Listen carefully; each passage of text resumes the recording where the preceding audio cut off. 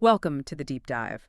Our subject today is Gustav Klimt, a name that I think for most people immediately conjures images of dazzling gold, intense symbolism, and of course the revolutionary fin de siècle art scene in Vienna.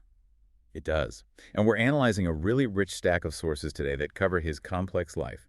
From his origins as a surprisingly conventional academic painter, all the way to his ascent as a symbolist master. We'll be exploring key works, like The Kiss, obviously. Of course, but also critically, the complicated and often very painful legacy of his art in the 20th and 21st centuries. And that story is impossible to tell without talking about the history of Nazi-looted art. So our mission is ambitious. We want to unpack how this Austrian symbolist painter, a founding member of the Vienna Secession, effectively defined the Art Nouveau style. And we really want to understand that profound shift he made, from academic success to scandalous rebellion, and why his canvases continue to command these astronomical prices and remain central to major international legal battles even decades after his death. This is a deep dive into high art, immense personal transformation, and the enduring shadow of history. I think it's crucial to understand Klimt's starting line because the ultimate financial opulence and artistic freedom we associate with his later golden phase stand in this direct, almost agonizing contrast to his origins. Right. The foundation of his artistry wasn't laid in wealth or ease. Not at all. It was laid in consistent, grinding financial struggle. So let's unpack those origins. Klimt was born in Baumgarten, which is near Vienna, in 1862, and he was the second of 7 children in a family that was, artistically inclined, but also deeply, deeply struggling. And that struggle started right at the top. Yes. His father, Ernst Klimt the Elder, was a gold engraver, originally from Bohemia. Now, gold engraver sounds perhaps prosperous, but... It's a craft, a trade, not high art. Exactly. And importantly, his father often struggled to find steady, profitable work. This reliant on craft wages, which were often unreliable, it led to a deeply impoverished upbringing for the entire family. And the sources really detail the scale of this precarity. The family was forced to move no fewer than 5 times between 1862 and 1884. 5 times. Just constantly chasing cheaper rents and accommodations. It's vital context. I mean, the man who would later use pure gold leaf to create these images of unimaginable luxury grew up defined by a lack of basic financial stability. It's such a compelling contrast. And the struggles were compounded by tragedy. The poverty was intense, but so was the emotional toll. I was reading that his 5-year-old sister, Anna, died after a long illness. Yes, and his eldest sister, Clara, became mentally disturbed, suffering from religious obsessions. Their mother, Anna Klimt, who had actually sacrificed her own ambition to be a musical performer, suffered frequent and deep depressions because of all these hardships. So this emotional backdrop, this atmosphere of instability and grief and unfulfilled potential, it must have profoundly shaped the young Gustav. Absolutely. But what's fascinating here is that despite this environment, all 3 sons, Gustav, his younger brother Ernst, and Georg, all displayed significant artistic talent very early on. They would sometimes act as models for his early sketches, right? Sort of a family artistic unit. They did, and that talent was channeled very quickly. Klimt received a basic education, but at the relatively young age of 14 in 1876, he was accepted into the Vienna Kunstgewerbeschule. The School of Applied Arts and Crafts. Exactly. He studied architectural painting there, so he was essentially learning the techniques required for commercial, decorative, large-scale commissions. The bread and butter of the established art world. And it's so crucial to stress that the Klimt we know today, the radical symbolist, he was nowhere in sight yet. Not at all. He initially accepted all the principles of a conservative academic training. His early work is pure academic realism. He openly revered Hans Makart, who is Vienna's undisputed foremost history painter of the time. Makart was the establishment, known for his grand, opulent, historically themed canvases. And Klimt aspired to replicate that success through public monumental painting. And he succeeded. He really did, at least in that initial goal. The sources highlight the professional structure that was critical to this success. The establishment of the Company of Artists. The Künstler Company. In 1880, Gustav, his brother Ernst, who had enrolled in the same school, and their friend Franz von Matsch formed this team. And their timing was perfect. It was excellent because they specialized in exactly the kind of large-scale decorative work that the Booming Viennese bourgeoisie and the government were commissioning for all these new public buildings, They collaborated extensively with a respected Viennese firm, Fellner and Helmer, who specialized in building theaters. which involved them in these really high-level projects across the Austro-Hungarian Empire.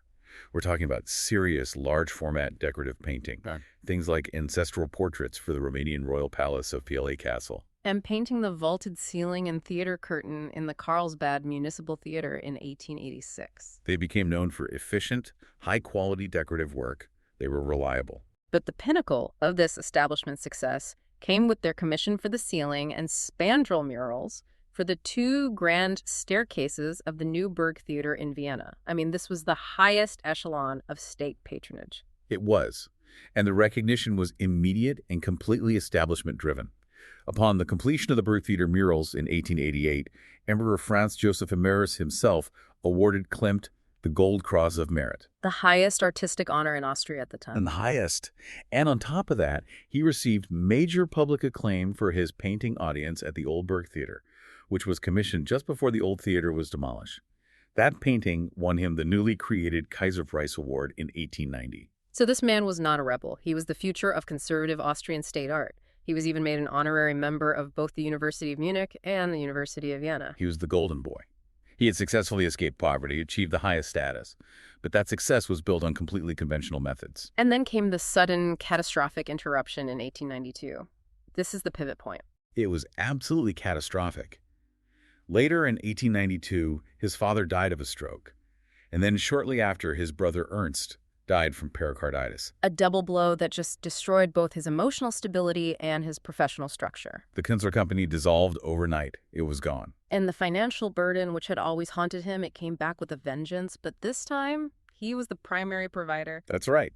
Klimt immediately assumed financial responsibility for both their families, his mother and sisters, and Ernst's widow and his children. And this period of intense grief, combined with this overwhelming new responsibility, it led to a creative stall. He produced very little work right after the tragedies. But crucially, this internal struggle, it forced the shift. It pushed him towards developing a much more personal internal style, away from the grand celebratory historical scenes and toward the psychological depth of symbolism. He began including the figure of nuda veritas, or naked truth, in his work. Yes, in his sketches and some works, almost as an emerging philosophical anchor. It was like he was symbolically denouncing what he saw as the hypocrisy and moral rot of Austrian society. And this personal reckoning, this is what sets the stage for the secession. And here is where that transformation from successful academic painter to radical revolutionary is finally completed. The Vienna Secession movement, founded just 5 years after the deaths of his father and brother, became his vehicle for change. The secession movement began in 1897, and Klimt wasn't just a member. He co-founded it and became its first president. He remained the spiritual and artistic leader until 1908. Their goals were straightforward, but utterly radical in the conservative Viennese environment. Absolutely. They wanted to reform Austrian art, provide exhibition opportunities for unconventional young artists, and import the works of the best foreign modernists, like Rodin and Van Gogh to Vienna. So they were actively declaring war on the established art institution, the Künstlerhaus. A total war. They even published their own manifesto magazine, Versacrum or Sacred Spring, to showcase their members' work and solidify their aesthetic break. What makes the secession so interesting is that the sources emphasized they didn't have a single manifesto or enforce a particular style. No, that's a key point. The movement was unified by a shared antagonism toward academic conservatism, not by a single aesthetic dogma. You had naturalists, realists, and symbolists all coexisting. This kind of open-mindedness was totally unprecedented in Vienna. And their defiance was immediately symbolized. Their symbol was Pallas Athena, the Greek goddess of wisdom, the arts, and just causes. And Klimt painted his own radical version in 1898. Which was a clear statement. They weren't just making pretty pictures. They believed their artistic revolution was a noble, righteous cause. And Klimt doubled down on his personal defiance with the 1899 painting Nuda Veritas. Ah, yes. It featured that starkly naked, red-headed woman holding the mirror of truth, literally confronting the viewer. This was a visual assault on bourgeois sensibilities. And above her, in that stylized lettering, was the quotation by Friedrich Schiller, which just perfectly encapsulated Klimt's defiance of the establishment that had once honored him. If you cannot please everyone with your deeds and your art, please only a few. To please many is bad. It was his declaration of intellectual independence. It's important to mention that his resentment toward his critics was not subtle at all. There's an anecdote from 1902 where Klimt wanted to title his painting Goldfish, which features a naked woman maliciously showing her rear. To my critics. He was talked out of it, And Rick. he was, eventually, by friends. But it reveals the extent of his contempt for the conventional art establishment he had abandoned. And that contempt really culminated in the ultimate confrontation. The University of Vienna's Ceiling Commission, the infamous faculty paintings. Yes, philosophy, medicine, and jurisprudence. These works were intended to celebrate the intellectual pillars of the state, but instead they caused a national scandal. He received these commissions back in 1894, before the secession, but they weren't completed until 1900, and they were meant to decorate the ceiling of the University of Vienna's Great Hall.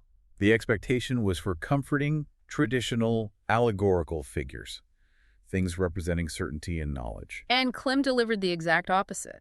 He transformed these traditional allegories into something far more personal, overtly sexual, and, to the critics of the time, disturbingly chaotic. Well, take philosophy. Instead of presenting the clarity of thought, he created this chaotic mass of nude, suffering, intertwined human figures floating in a void. It represented the darkness of humanity, with the head of the universe just hovering above. And medicine depicted humanity overwhelmed by suffering and death, with these naked, emaciated figures clinging to Hygeia, the goddess of health, who's almost lost in the composition. The overarching theme wasn't mastery or knowledge. It was despair and raw existence. The public reaction was instant and vicious. The works were harshly criticized as pornographic. And this wasn't just an aesthetic debate. The outcry spanned political, aesthetic, religious, and even academic quarters. Professors actively protested the use of these images to decorate a hallowed hall of learning. The sheer political power behind the opposition was enough to ensure the paintings were never displayed on the ceiling. No. In 1905, Klimt effectively washed his hands of the whole affair. He rejected a proposal to exhibit them elsewhere, renounced the commission, and returned the advanced money. This was Klimt's last attempt at a public commission. After that, he turned exclusively to private patronage. It's also such a devastating detail for art history that these three paintings, philosophy, medicine, and jurisprudence, were tragically destroyed. Yes. During World War II, they ended up in Schloss Immendorf. And when retreating German forces set the castle ablaze in May 1945, these masterpieces, along with several other significant works, were lost forever. So the world lost these highly controversial works to the very war that would later define the legal battles around his other pieces. It's a tragic irony. It is. And before the faculty painting fiasco concluded, Klimt presented another major work that was similarly controversial. The Beethoven Frieze, completed in 1902, for the 14th Vienna Secessionist exhibition. This massive 75-foot-long artwork celebrated the composer, but its aesthetic was just as divisive. It's important to remember the context of the frieze. It was meant to be temporary, painted directly on the walls with light materials, incorporating mosaics and semi-precious stones. So it was a massive visual, textural spectacle, essentially a giant piece of applied art that blended painting and decoration. It was. The frieze depicted the search for happiness in a dangerous world, featuring the hostile forces, a huge, gorilla-like figure representing brute strength, alongside sickness and madness, and figures representing anxiety and sexual desire. It was meant to be overwhelming. And the face on the portrait of Beethoven, that actually resembled Gustav Mahler, right? The composer and Vienna court opera director. Yes, a nice nod to his modernist peers. The frieze was preserved, though it wasn't displayed again until it was restored much later, in 1986. But its initial reception just cemented Klimt's reputation. He was the man who traded comforting allegory for disturbing psychological truth, even if it meant alienating the state. So moving beyond the public scandals, the sources give us this fascinating insight into Klimt's complex personal life, particularly his deep, lifelong relationship with Emily Louise Floge, which contrasts so sharply with his other activities. Klimt met Emily Floge, a progressive fashion designer, in the early 1890s. She was the sister-in-law of his deceased brother Ernst, and she became his lifelong companion, appearing frequently in his works. Their bond was undeniably deep. They exchanged thousands of postcards, and she was with him right until his death. However, most scholarly sources indicate that their relationship, despite its profound closeness, likely remained platonic. A partnership of intellectual and creative equals. Exactly. Klimt often designed reform fashion costumes that Floge produced and modeled in his works, signifying a deep creative and professional collaboration. It's so easy to look at the kiss, painted years later in 1907 or 8, and just assume it depicts them as lovers locked in this passionate embrace, especially given Floge's central role in his life. But his romantic reality was far more complex. The sources confirm Klimt was very active sexually. He maintained many relationships with women, often models from upper-class circles who volunteered intimate access. He was discreet but prolific. Very. He fathered at least 14 children outside of his primary relationship with Floge, and after his death, the legal rights of 4 of these children were officially recognized. This duality is striking. On one hand, the lifelong platonic companion who organized his life and business, and on the other, the numerous affairs that resulted in unrecognized offspring. It speaks to his almost obsessive need for privacy, coupled with a total dedication to exploring raw, often explicit, sexuality in his life and art. He was very progressive in allowing women an active, liberated role in sexuality, which was highly unconventional for the time. This blend of public scandal, private reclusiveness, and artistic rebellion continued until 1905, when the internal pressures of the secession became too much, leading to another split. Yes, dissensions increased, particularly over aesthetic direction and the perceived corruption of some members. This resulted in a split, with Klimt leading the breakaway group. And the following year, they formalized their new entity, the Kunstschau, or art show, which included influential figures like Karl Moll and Otto Wagner. This really signaled Klimt's final declaration of artistic independence from any official body. So once Klimt had completely rejected public commissions and cemented his revolutionary status, he enters what became his most famous artistic period, the Golden Phase. This is the era that defines him globally. This period of intense financial and critical success, marked profoundly by the spectacular use of gold leaf. It became his trademark. We see early gold elements in Pallas Athena from 1898 and Judith I from 1901, but the phase truly blossoms with masterpieces like Portrait of Adele Bloch-Bauer, a tourist in 1907, and of course The Kiss from 1907-08. And this period brought him critical acclaim and, crucially, substantial financial success, a triumphant contrast to his impoverished childhood. The inspiration for this spectacular application of gold. It wasn't entirely original, but Klimt synthesized it in a totally modern way. The sources trace it directly back to his travels. Specifically, to trips to Venice and Ravenna. These locations are famous for their ancient, beautiful mosaics, particularly the stunning Byzantine imagery in Ravenna, which uses gold tesserae or tiles to create these shimmering, timeless surfaces. Klimt saw how gold could flatten and modernize a figure, transforming three-dimensional reality into two-dimensional shimmering decoration. Exactly. This technique allowed him to merge the figure into the background, creating a unified, opulent field. And this golden phase solidified his identity as the quintessential painter of women. He focused heavily on these large-format female portraits, often applying Art Nouveau principles of flatness, intense decoration, and gold leaf. And these weren't just pretty society portraits. He often devoted himself to allegories or Old Testament heroines, transforming them into dangerous femme fatales. Works like Deutalokos. I exemplify this perfectly. The biblical heroine who saves her people by assassinating Holofernes is depicted not as some righteous avenger, but as a seductive modern woman. Right, gazing alluringly with her prey's head barely visible at the bottom. This is where he interpreted eros, sexuality, and femininity, not just as beauty, but as an alluring, potentially deadly force. His work consistently grappled with these universal themes of life, love, and death. One of the most significant architectural projects of this period was his collaboration on the lavish Stocklit Palace in Brussels, completed between 1905 and 1911. The Stocklit Palace was the home of a wealthy Belgian industrialist, Adolphe Stocklit. It's regarded as one of the grandest monuments of the entire Art Nouveau movement, and Klimt's contributions to the dining room were central. These decorative works, fulfillment and expectation, were mosaics that completely integrated the decoration and the architecture. Klimt viewed this work as a major step forward. He stated publicly that his contribution represented probably the ultimate stage of my development of ornament. It demonstrated his mastery of blending fine art with applied arts, really fulfilling the original aims of the secession movement. And yet, despite the provocative subject matter and the scandalous reaction to his public work, the sources all emphasize that his actual private life was quite simple. It was focused almost entirely on his art and his immediate family. A profound contrast to the high drama of his canvases. He cultivated a somewhat eccentric, cloistered existence. The anecdote about his work attire is telling. He typically wore sandals and a long, loose, simple robe, often with no undergarments, while working at home or in his garden studio. He actively avoided the famous Viennese cafe society and seldom socialized with other artists. He didn't need to chase patrons. His fame became so great, largely due to the controversy, that his clientele, primarily the assimilated Jewish Viennese high bourgeoisie, came directly to him. Which created a highly selective, private environment for his work.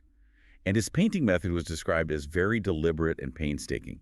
It required lengthy, exhausting sittings from his subjects. He focused intensely on perfecting the decorative surface, yet somehow ensuring the psychological depth of the face and figure shone through all that ornament.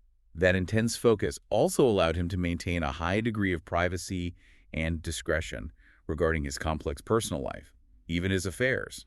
We get a rare insight into his artistic philosophy from his short writing, the commentary on a non-existent self-portrait.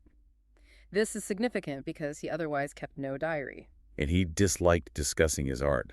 It's a very famous and defining statement, where he essentially tells the public to judge him only by his creation. I have never painted a self-portrait. I am less interested in myself as a subject for a painting than I am in other people, above all women.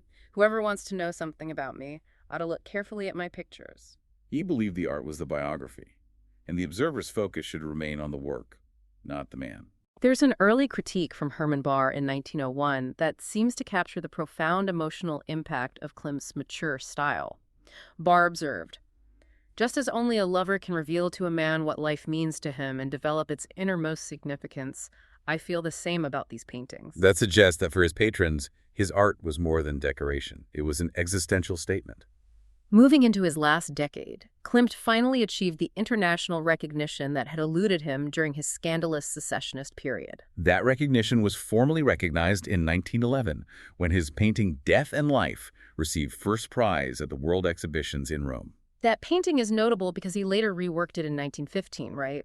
Changing the background from that golden hue of his famous phase to a cooler blue. Yes, perhaps signaling a further shift toward a more expressive, less ornamental phase of his work. In 1915, his mother, Anna, died, so we see the final passing of the generation and the family members who had defined his tumultuous early years and financial responsibilities. He carried the burden of supporting them from the age of 30. His own end came prematurely in 1918. He was only 55.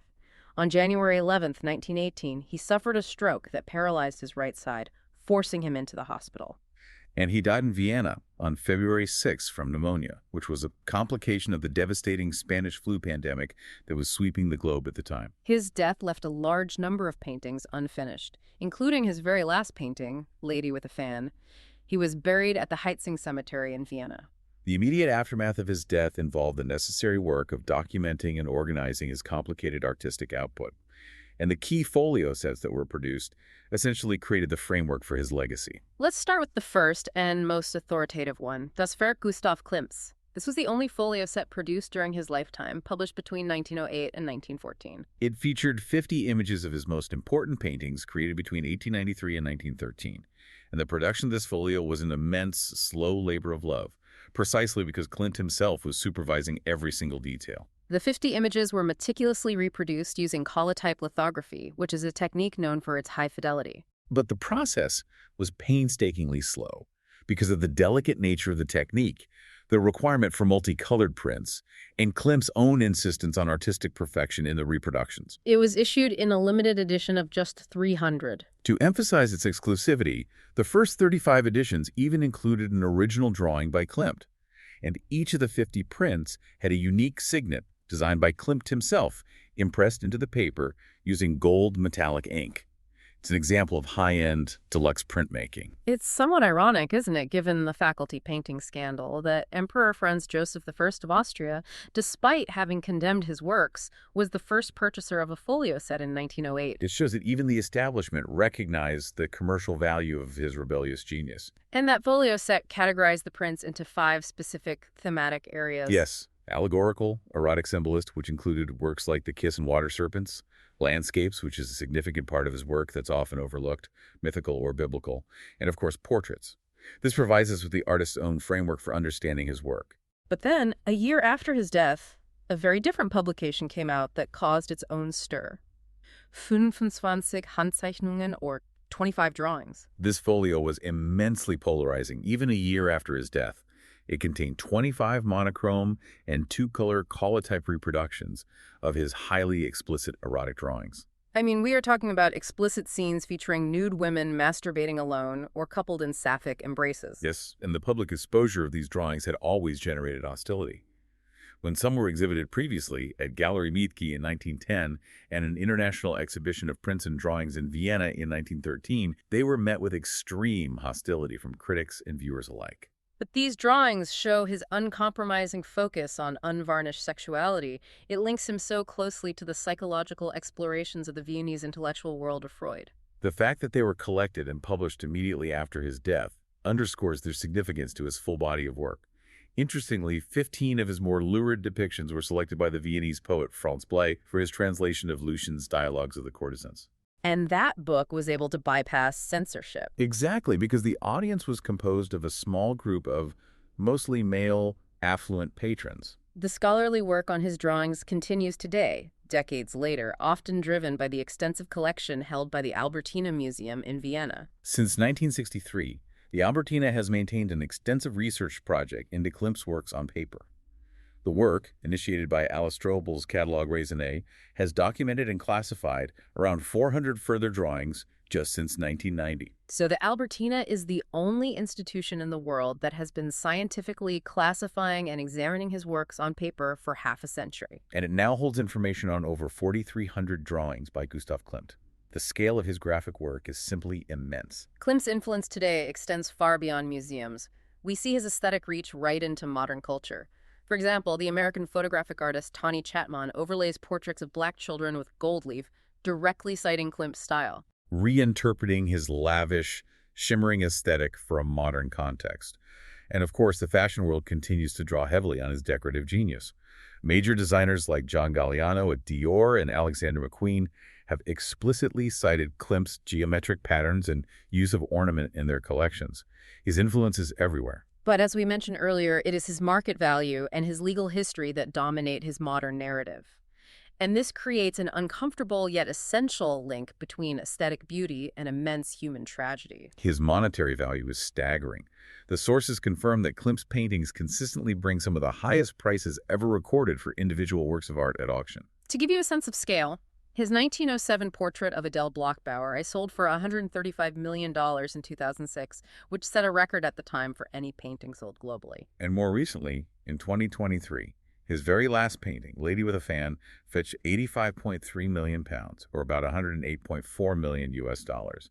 That set a record for the highest priced artwork ever sold at auction in Europe. This immense monetary value is intrinsically and painfully linked to one of the darkest periods of European history, the Nazi looting of Jewish collections. The story of Klimt's late success is inseparable from the story of the victims of the Holocaust, whose collections were systematically targeted. The central narrative in this complex history is the case of Maria Altmann. She fought a protracted legal battle against the Austrian government to recover 5 paintings, including Portrait of Adele Bloch-Bauer I, which belonged to her family. Altmann's struggle was monumental. It lasted years and reached the U.S. Supreme Court. The legal issue was the validity of the family's forced donation to the Austrian state during the Nazi era. She challenged the legal right of Austria to keep these paintings, which had belonged to her uncle and aunt Ferdinand and Adele Bloch-Bauer. This wasn't just about art, it was about confronting historical injustice. And we must pause to define the crucial historical context here. When we talk about Nazi looting and forced sales in Vienna, we are referencing the period following the Anschluss in March 1938, the annexation of Austria by Nazi Germany, which immediately subjected the wealthy, cultured Jewish community of Vienna, which included many of Klimt's primary patrons, to extreme persecution, forced sales, confiscation, and eventual deportation and murder. That is the precise context for the Altmann case. The family was forced to flee, and their magnificent collection was seized. The 5 restituted paintings, including Adele Bloch-Bauer I and Adele Bloch-Bauer II, collectively netted over $327 million upon their subsequent sale. And the sale of Adele Bloch-Bauer I to Ronald Lauder for the Neue Gallery in New York guaranteed that this iconic piece of Viennese heritage would be permanently held outside of Europe. It is essential to address the specific details of these injustices, showing the appropriate gravity for the victims. These were not abstract transactions, they were direct consequences of persecution. Absolutely. The restitution efforts continue, piece by piece, decades later. In 2000, a government committee recommended that Klimt's lady with hat and feather boa, held in the Belvedere Museum, be restituted to the heirs of the Jewish family that owned it before the Anschluss. And then there's the portrait of Ria Monk III, which was restituted to the heirs of Orenka Monk. Orenka Monk was a prominent Jewish art collector in Vienna who was murdered in the Holocaust. The portrait was of her daughter, Ria. The Lintos Art Museum in Linz returned that painting in 2009. The injustice wasn't contained to Austria. In France, the Minister of Culture announced in 2021 that the only Klimt in France's national collections, Rose Bushes Under the Trees, was confirmed as Nazi loot and required restitution. It belonged to Norris Diassi, who was forced to sell the painting for next to nothing in 1938, simply to survive after the persecution began, before she and her family were deported and murdered by the Nazis in 1942. The Orsay Museum had purchased it in 1980, unaware of its forced sale history. The history continues to be uncovered. In 2023, the black feather hat was the subject of a restitution agreement between Ronald S. Lauder and the Jewish heirs of Irene Baran. And Baran fled the Nazis, but her mother and former husband were murdered in Theresienstadt. The complexity of these cases is profound because the painting changed hands several times, often linked to figures complicit with the Nazi regime before its full provenance could be established. Even new discoveries carry this shadow. The portrait of a young African man, Prince William Nil Nordi Dawona, painted in 1897, was rediscovered in 2021. And research confirmed it had belonged to the Viennese Jew Ernestine Klein by 1928, who was forced into exile in 1938 after the Anschluss. A restitution settlement with her heirs was subsequently reached, confirming the painful truth that virtually every Klimt work that remained in Vienna after 1938 must be scrutinized for tainted provenance. These legal battles ensure that any discussion of Klimt's dazzling Art Nouveau today must confront these profound legal and ethical issues. His works, which celebrated beauty, life, and love, became indelible symbols of catastrophic loss and the enduring fight for justice and restitution. Gustav Klimt was ultimately an artist defined by contradictions. A conventional, commercially successful talent who transformed himself into a radical rebel, a master of decorative, opulent surface who explored raw, sometimes disturbing sexuality, and a reclusive man who nonetheless created massive public scandals. His early struggles with poverty, tied to the gold craft of his father, eventually gave way to a golden era of success and enduring influence that continues to shape modern art and design. Yet, his artistic legacy is fundamentally incomplete without acknowledging the shadow of the 20th century. Many of his masterpieces, those celebratory images of beauty and life, were violently seized or sold under duress from his Jewish patrons. The subsequent legal battles, particularly the defining Altman case, have redefined what art ownership means in the modern era and forced museums and institutions globally to face the consequences of historical injustice. So we've covered his humble and tragic biography, his revolution through the Vienna Secession against academic complacency, his distinct golden phase inspired by Byzantine mosaics, and the high-stakes drama surrounding the restitution of his art that continues to this very day, tying his genius inextricably to human resilience. Consider this as you look at his famous shimmering work. Though Klimt famously asked us only to look at his pictures to know him, what does it mean that the history behind his pictures, the forced sales, the legal battles, and the quest for justice for the victims of the Holocaust, has become the most important story we tell about his art today? The canvas tells a story of aesthetic revolution, but the provenance tells a far more vital story of human memory and the enduring pursuit of truth.